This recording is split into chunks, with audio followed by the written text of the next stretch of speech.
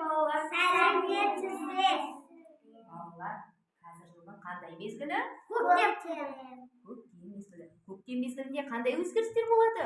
Қыста жұмсақ қашып келеді. Күн болады. Иә, дұрыс айтасың, күн шығады. Тұман болады. Қар ериді. Жарайсың. Жаңбыр жауады. Жарайсыңдар балалар. Енді осы көктем мезгіліндегі өзгерістердің бірі жаңбыр жауады екен, иә?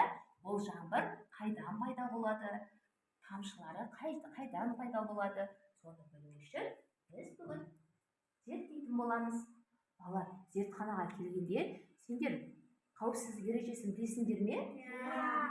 Олай болса, қауіпсіздік ережесін сақтап, кәнекей түсіп отырамыз.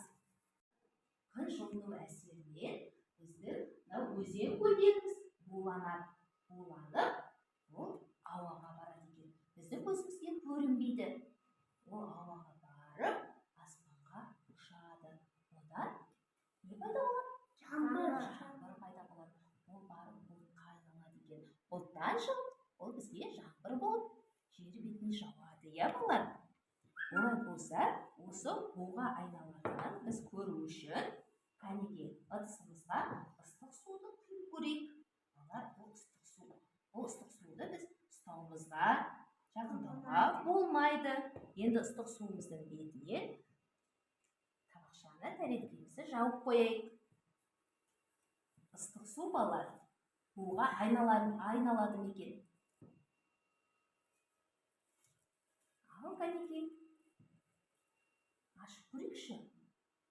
Балалар, қараңдаршы, неге біздің табақшамыздың тәрелкеміздің бетіне су тамшылары пайда болды? Көріп тұрсыңдар ма? Иә, көріп тұрмыз. Міне балалар, осы булану арқылы біздің жаңбырымыз пайда болады екен. Ал балалар, менің қолымда тұрған көпіршік. Осы көпіршікті қазір су бетіне қойып жасаймыз. Неге айтады балалар? Болды, иә, біздің отымыз неге? Қосып жасаймыз. Қараңдар, от болды, иә? Енді неге? Қолымызға аламыз, ойып аламыз,